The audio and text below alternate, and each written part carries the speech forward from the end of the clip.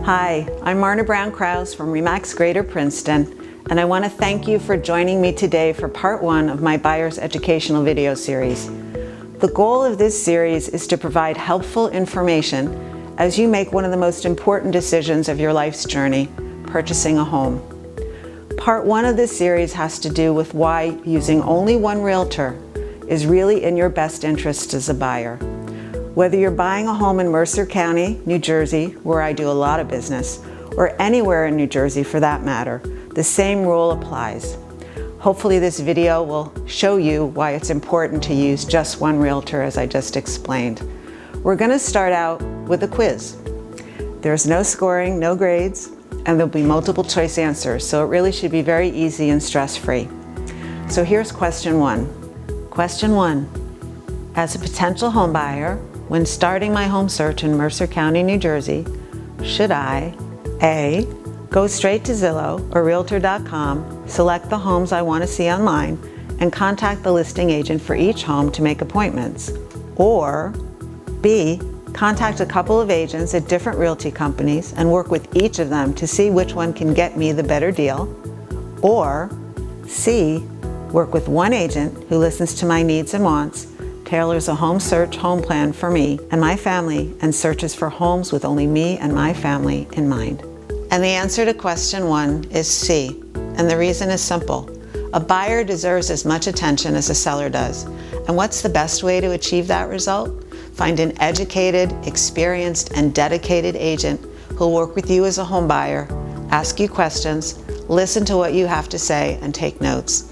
That person will be working to match your needs with the homes that they are searching for, and that's really the best way that you can have the kind of attention that you deserve.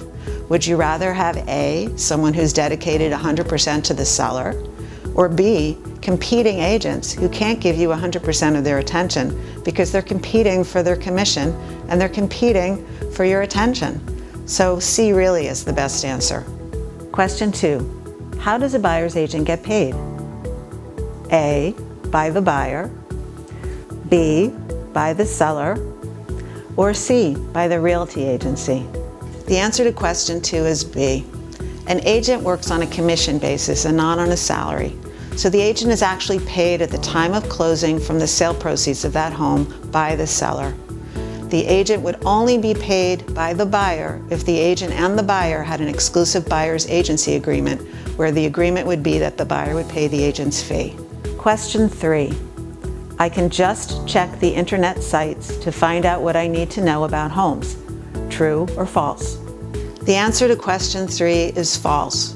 No matter how much you as a consumer can search the internet, and there are a number of tools available for you there, realtors have so much more available information at their fingertips. They have realtor websites where they can track pricing of homes.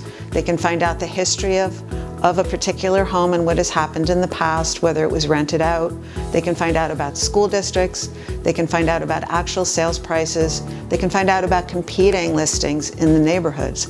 They have so many tools available to them that once you find that dedicated, experienced realtor, you're way ahead of the game in your home buying search. Question 4. How do I find the best realtor for my needs? A. Ask my friend and family for referrals. B.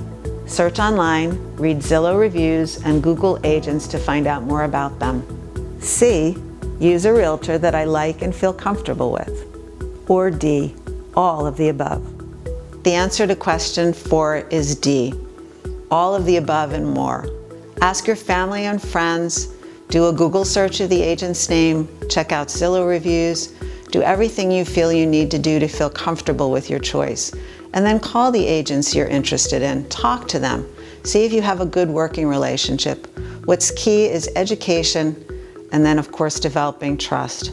It's important that that relationship is solid before you go forward. Good luck with your search. I hope you learned some valuable tips today about the home buying process, and I hope you'll join me for part 2 of this video series when we talk about what not to do when making an offer. See you the next time.